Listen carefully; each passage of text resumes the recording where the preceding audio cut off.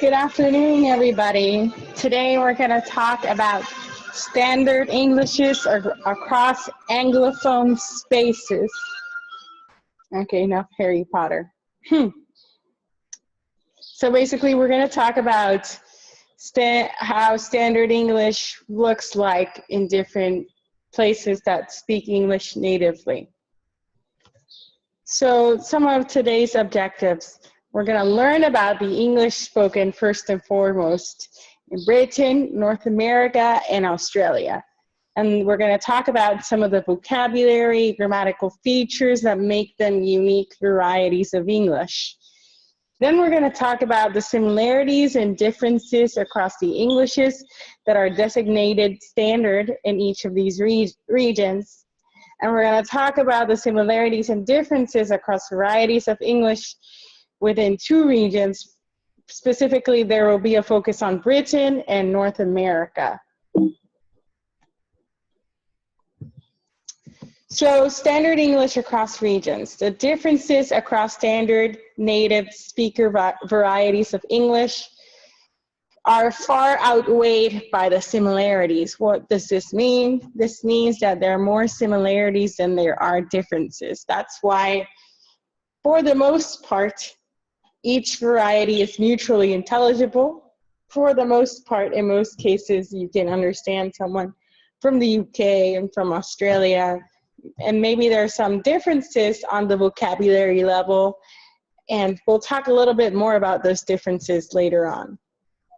But still, each of them have unique features that make them their own dialect. Even though they have similarities, they have features that make them their own. So vocabulary is the most noticeable difference across Anglophone Englishes. So for instance, if you go to the UK and you tell somebody, where's the bathroom? They won't point you to the bathroom, they'll tell you where the toilet is or where the loo is, okay? Versus in the US, we use words like bathroom, restroom, right? Many lexical differences exist between these different varieties of Englishes. But there's more lexical differences between British and American English than there is between British and Australian English. Jenkins, 2015, says on North American English and UK English, thousands of words either do not exist at all in one or the other variety or have completely or partially different meanings. So they have thousands of words that are different from one another or that have acquired new meanings as they've been transported to a new context. And we'll talk a little bit more about these examples very soon. So first, let's start with North American English. So when we say North American English, we're not referring to USA alone.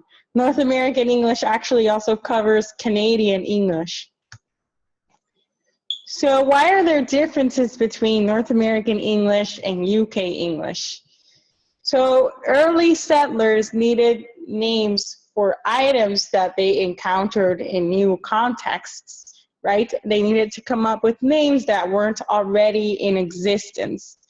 So they did this by relying on their English from England and extending the meaning of words from English in the UK to newer contexts or newer existing items. Or they also created actual new words, or they also borrowed from neighboring languages such as the indigenous population and their languages, and they made what is their own regional variety of English. Another way in which why there are differences in vocabulary is the developments that took place since North America separated from Britain. So it was a long time ago, centuries ago, so not only is the factor of space coming in and newer items that need names, but also the factor of time. There are a lot of historical events that happened since And now we're more, for instance, mobile, and we had the Industrial Revolution and the internet and all these different things. So these different developments have caused each country or each context to develop their own wide range of linguistic items that don't necessarily map onto each other. So let's go back to the need for names of new things in the world. So this resulted again in vocabulary extension or semantic extension. So you had words like corn, which originally referred to grain in Britain, also being extended to mean maize, corn maize in North America. Or you had the word robin, which originally pointed to a small red-breasted warbler in North Britain, that we have it projected here in the right. It's super cute and puffy. But then this word got carried on into the US to point to a large red-breasted thrush in North America. So you can see that the body is not necessarily the same, but it shares similarities in the colors and the contour features. But other ways that led to new vocabulary was also new innovations, linguistic innovations, like the word buggy. I'm not even sure I'm saying that right. I've never heard of this word, but it's a word in the English language. It refers to an isolated hill with a flat top. Or another way that we got newer words was from indigenous borrowing, so moccasin, squash, and toboggan. Think about it. So in the following selection of items from Trudgill and Hannah's list, so we're given a list by Trudgill and Hannah on the differences between US and UK English. We'll talk a little bit more about them very soon. Anyway, so the following is a selection of items from their list of differences. Can you place them in the correct categories and explain the difference between British and American use? Note that one word fits two categories. Think about the sorts of communication problems that might arise as a result of these differences.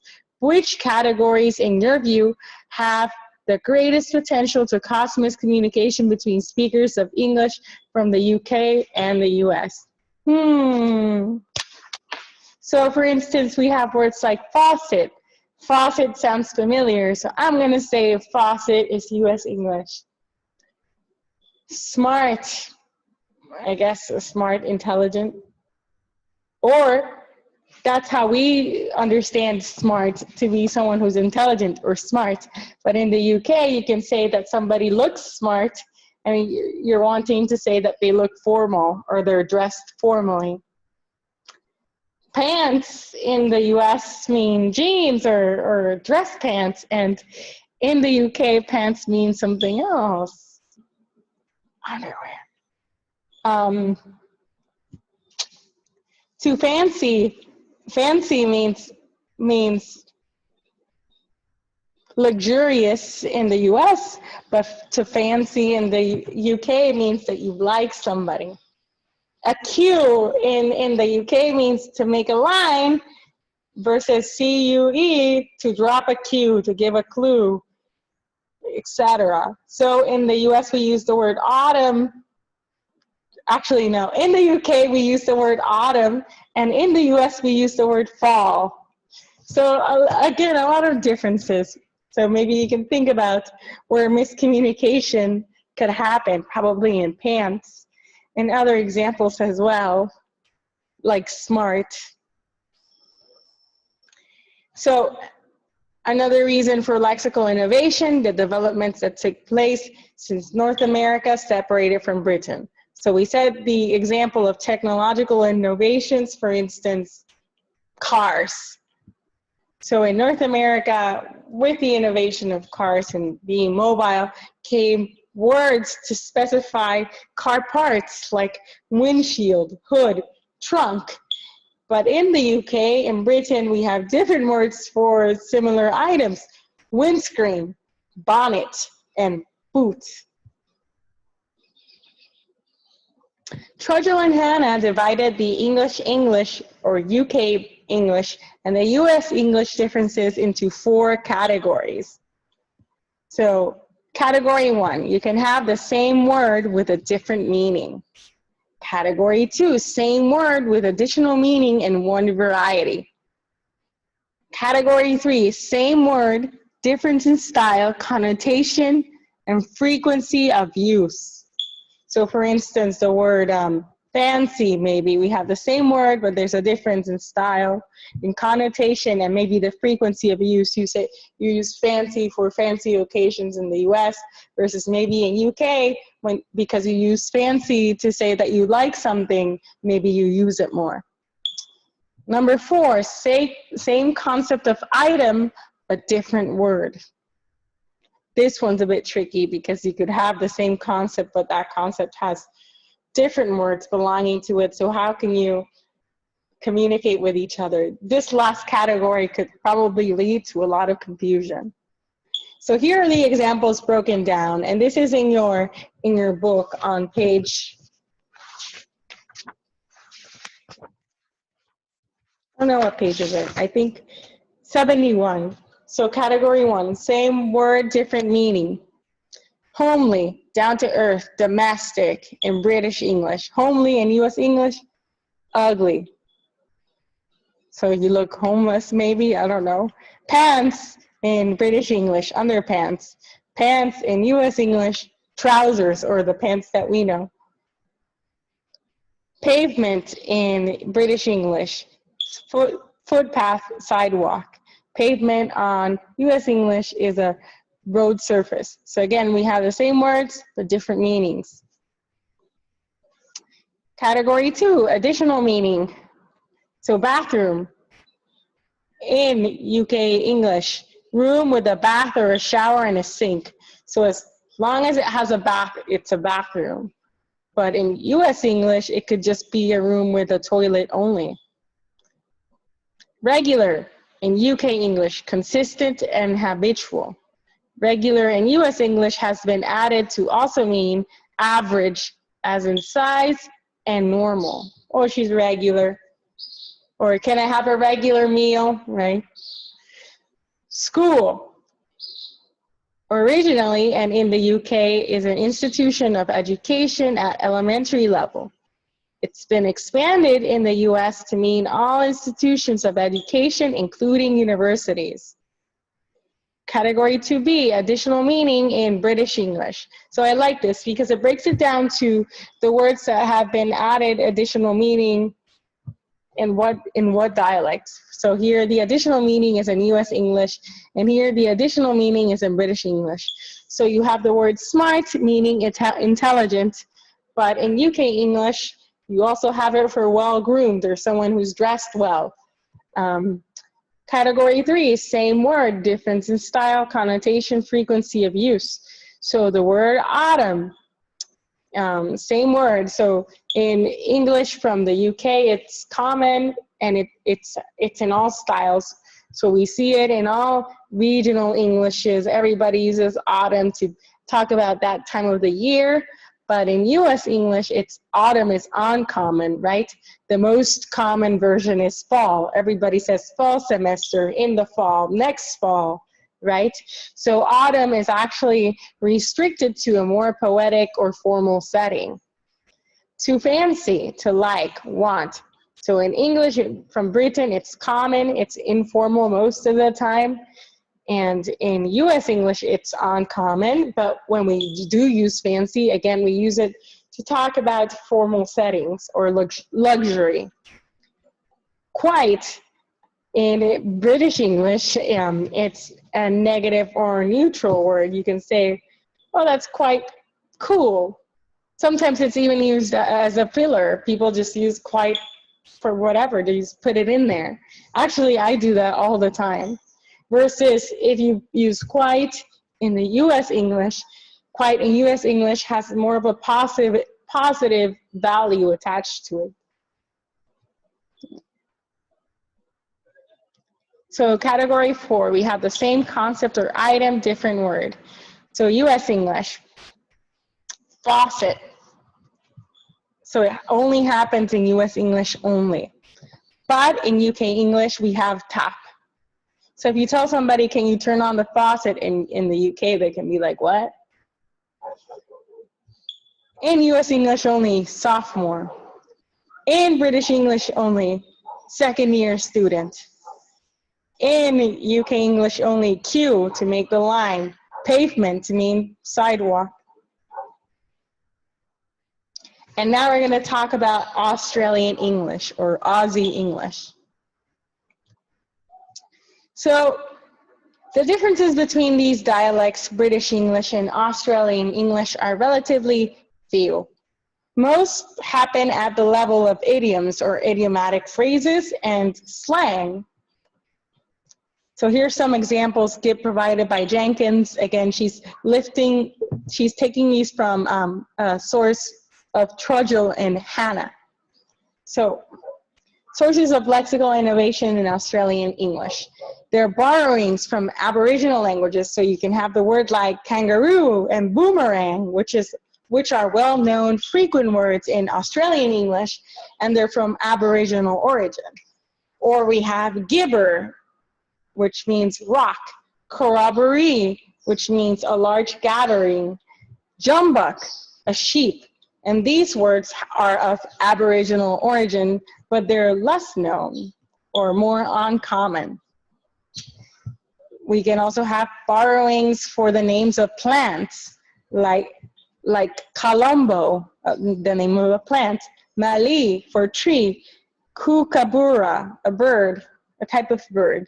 So these words were once from Aboriginal origin, but now if you ask someone from Australia or somebody who's familiar with Australian English about the origin of these words, they'll tell you that they're quintessentially Australian.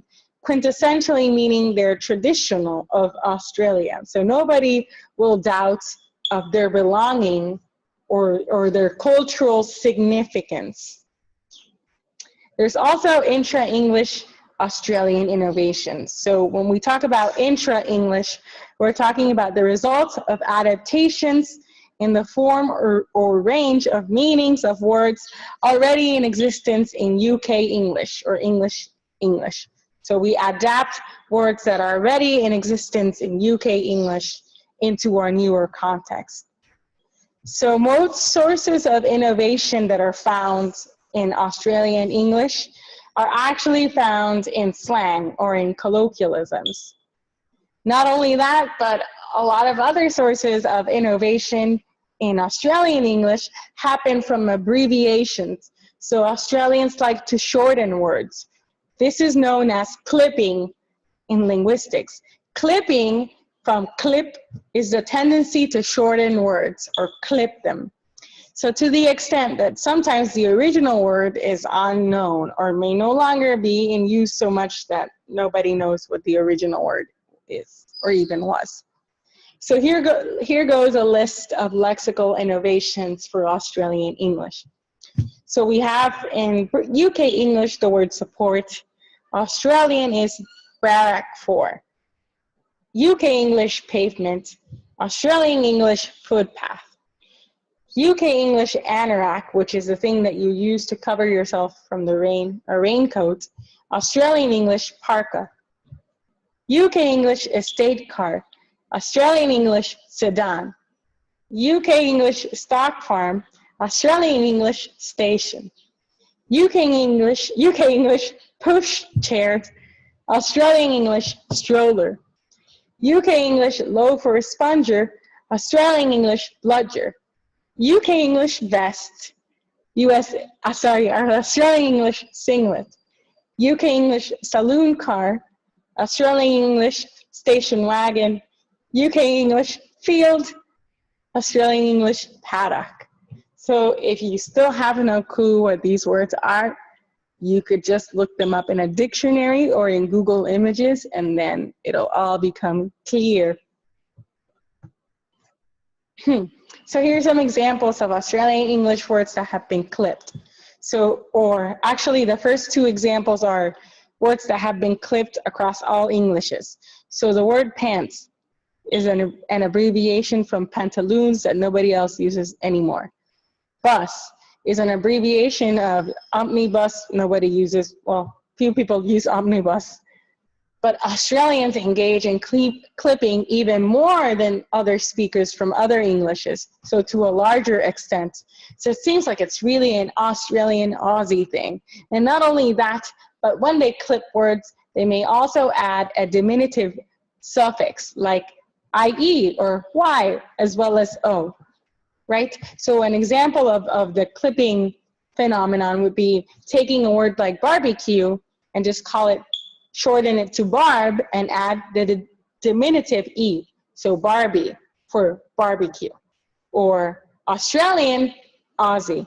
Afternoon, Arvo. So actually I feel like this clipping tendency is very similar to Puerto Rican Spanish and how we love to shorten and take out syllables. We love clipping as well. So here's some examples of Australian slang, which is really the source of the greatest difference between UK and Australian English. Slang, it's the biggest.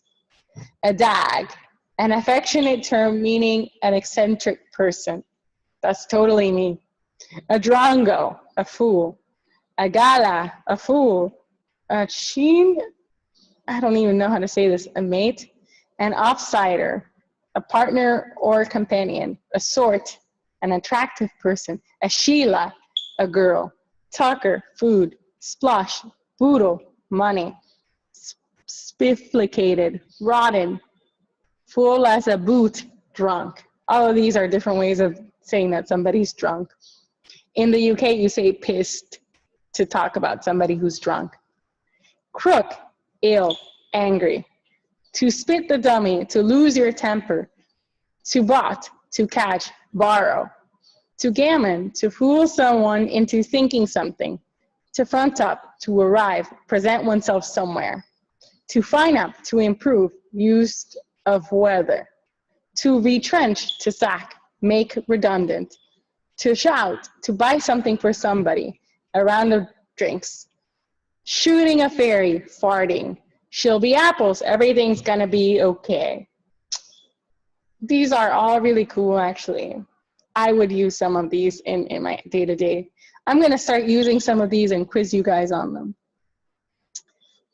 At the grammatical level, however, the differences between UK and Australian English are quite few, such that if you're hearing somebody or you're reading a prose or a piece of text or whatever from someone from Australia, you'll rarely be able to pick up on the fact that it's Australian English and not UK English.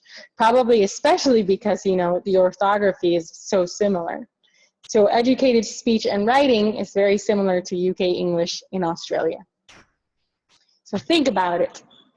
Are you familiar with equivalent slang words and expressions in other inner or outer circle varieties of English? For example, British English has words such as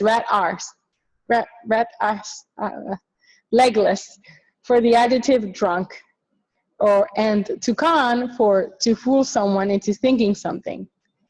If you are using this book in a class where students come from a range of English-speaking backgrounds, select a number of categories: drink, money, weather, and compare slang words and expressions across Englishes for lexical items within these categories. How do you account for any cross-cultural similarities or differences that emerge? My suggestion would be, if you want to think about this, again, this is not something that you need to do. It's just think about it. So categories of words in Puerto Rican English, for example. So the first category, drink. So Coca-Cola, right? We can also say refresco, soda. What other words are there for refresco, Coca-Cola, soda? So we have a lot of Anglicisms that we also borrow. So maybe you can think about these categories in relation to Puerto Rican English and US English. But differences between the US and the UK in grammar are far greater than Australian English and UK English. And some examples of how they're different grammatically are found in pages 73 to 74. So they're projected here. So differences in grammar. So we have the categories, parts of speech, verbs, nouns, adjectives, adverbs, prepositions. So basically there are differences in many parts of speech. For instance, in verbs morphology, in the past tense, we have dived for past tense, simple passive dive, and sneaked and got in US English. Sorry, and this happens in UK English, but in US English, there's an internal change. So you have dove instead of dived, snuck instead of sneaked, and got, which actually doesn't happen that much in UK English, becomes gotten. Auxiliary verbs, there are tendencies in auxiliary verbs. For instance, the epistemic use of must. So in UK English, you uses can't in the negative, so he can't be in, his car has gone. Whereas US English uses uncontracted, he must not be in. Okay, so versus UK seems to have a tendency in this case for can't. Sorry. Then we have nouns. So in the US English, there's a greater use of using the suffix EE to talk about nouns. So retiree, draftee, and also the suffix stir, teamster and gamester. These morphological endings are more common in US English. There's also differences in derivational endings. So UK English has candidature, centenary, versus US English has candidacy and centennial. So quite a difference in that derivation. There's also a greater tendency to use verbs as nouns in US English. So you can say to run down, meaning to get tired. To be shut in, to be closed. To try out, so they become the rundown, a shut-in, a tryout, right? So we have a tendency to take these phrases or these phrasal verbs and turn them into nouns. Try out, like volleyball tryouts. Adjectives and adverbs. The comparative adjective different is followed by than in US English and by from in UK English. So you can say this one is different than. In US English, it happens a lot, versus in UK English, they say this one is different from. The adverbs yet and already cannot occur with the simple past tense in British English, whereas they can do so in US English. So in such cases, UK English uses the present perfect tense. So in US English, I didn't buy one yet. Did you buy it already? In UK English, I haven't bought. Have you read it? Have you read it already? So they have this use of have. So whenever we talk about the perfect tense, for those of you who don't know the names of your tenses, the perfect tense uses the auxiliary verb have, the helping verb have, and it combines have or has, it combines it with a verb conjugated in the past tense. So that's why we have, where are we? That's why we have bought in the past tense with have, and read past tense with have. I haven't bought one yet. Have you read it already? Versus in the US, we don't use have. We use do, and it's in present tense. I didn't buy one yet, or did you read it already? So these are some of the clear differences that are noticeable when you go to, if you listen to someone from the UK, that they have these different verbal constructions. There's also differences in preposition. So a few prepositions differ in the form in the two varieties. So in UK English, you say behind. US English, you say in the back of the car. There are differences in prepositions in specific contexts, particularly in expressions of time. In UK English, you can say, I haven't seen him for ages or weeks. In US English, I haven't seen him in ages, weeks. There's also differences in clock time. So in UK English, you say 20 to 3 or 5 past 8. And in US English, you say 20 up or till 3 or 5 after 8. As I read these differences, I feel like my vocabulary is probably a mix of everything. I wonder how if somebody analyzed my speech, how do I sound like? My mind is a mess. Anyway, going back. Different uses of in and on in UK English: to live in a street, to be in a sale. In US English, to be on a street, to be on a sale. That could get really complicated, especially for us Spanish speakers. We already mix up in and on all the time. Can you imagine going to the UK and being like, yes, we were right all along, we use in. Anyway, so that's the end for today. Any questions or video suggestions on the topic, let me know.